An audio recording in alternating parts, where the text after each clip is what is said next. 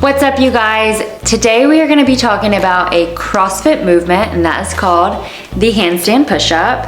Not only am I going to be going over that specific movement and then the correct way we want to be doing that, but I'm also going to go over a lot of the different scales that we can do for that movement. So a scale is basically a modification of that movement that not only is going to get us better, hopefully, at the actual movement, but it's also a way that you can build strength in doing, hopefully doing that movement one day. You'll build the strength in order to do that movement. So we'll go over the movement, we'll go over the scales and modifications, and I'm also gonna go over why certain ones might be better than others for you. So let's go ahead and get right into it. So the first one I'm going to show you here is the full movement of the actual kipping handstand push-up. Like I said, this is a CrossFit movement, but you can see that I am bringing my head to the ground and then using my arms and my legs. My arms are pushing while my legs are coming to my chest and pushing out. So you've seen what a regular handstand push-up looks like. Our first scale, so meaning that you are very close to doing that handstand push-up that I just did, the first scale / modification is going to be adding an ab mat or some sort of a mat that's cushiony, but it's gonna give you a little bit of height. That way the motion of the press to locking out your arms will not be as far. So it's gonna look like what I'm about to show you. Here's my ab mat, just creates a little bit of help here. I'm gonna set this on the ground.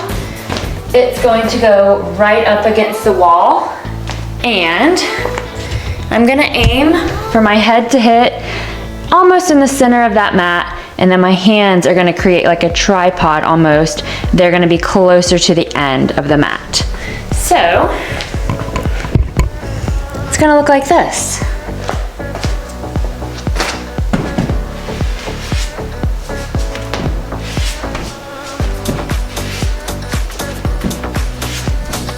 Okay, so you've seen the regular handstand push-up, you've seen the help with my ab mat.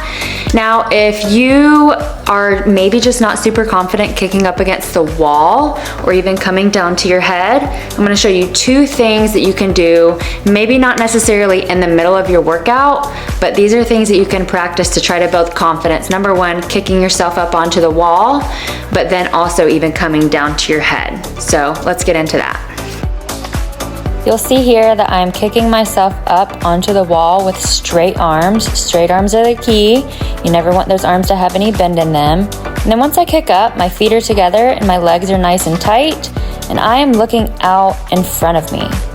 Next, I'm gonna go really, really slowly down to my head, tuck my legs, and just roll out as if I'm rolling myself into a little ball.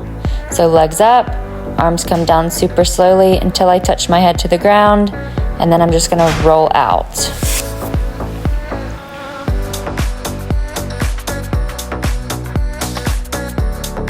So let's just say we've made it past the point where maybe you're just not confident yet getting kicked up on the wall, or you're in the middle of a workout, so maybe you're looking for some faster reps at a higher intensity to where you're still working a movement that feels the same as a handstand push-up, but again, maybe in a workout you're just not quite there yet.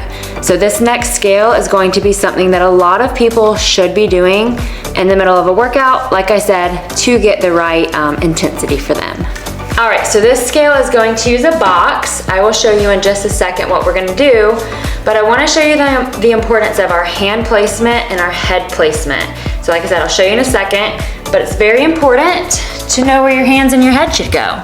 So, where these blue plates are, if you're on top of this box right here, your hands should be even with each other. So that's where the blue plates are, and your head should be just in front of that. So you'll see in a second where my hands and where my head is hopefully gonna be going. So first we wanna get on the box safely. Our hands will be on the ground. I just have mine on the blue plates to show you where they should be in comparison to your head. But we're gonna touch the top of our head to the ground. I'm gonna make it a little harder by scooting my knees now to the edge of the box. Hands are gonna be in the same spot. And now I have more body weight in my upper body, but the top of my head is still touching the ground. Now, if you want it even more challenging, you can get that box to the higher height. We're gonna go onto our toes now, and I'm still in the same form. So my chin is tucked, I'm looking at my feet, and the top of my head is touching the ground. And then you can safely get off the box. Alrighty, one more movement that I have for you guys, and that is gonna be the seated dumbbell strict press. So maybe you have the movements that we just did, but you feel like you need to actually build more strength in your pressing. Of course, strict press and any upper body pressing is gonna be great, but a great modification also within a workout is going to be the seated dumbbell strict press.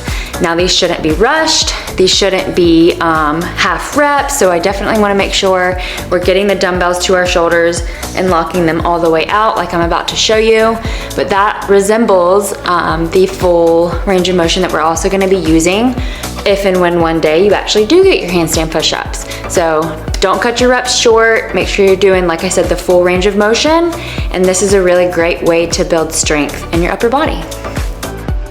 First things first, get those dumbbells to your shoulders, and then from there, we're gonna press all the way until our elbows are locked out. Like I said earlier, you don't want any half reps, you want them touching your shoulders and then all the way locked out overhead. And you can turn them the first way I had them, or even this way. Those are pretty much all of the ways I would like to see people not only scale or modify their handstand push-ups if they don't have them yet, or even work on building their capacity for handstand push-ups. Maybe you do have them, but you just need some more practice. Do those things, build your confidence, build your strength, and I promise it will pay off one way or another. Hopefully this was helpful for you. Hopefully you can maybe use it in class, in a CrossFit class, or in your accessory work throughout the week.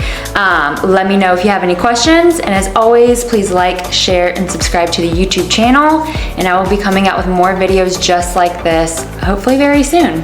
Catch you guys on the next one.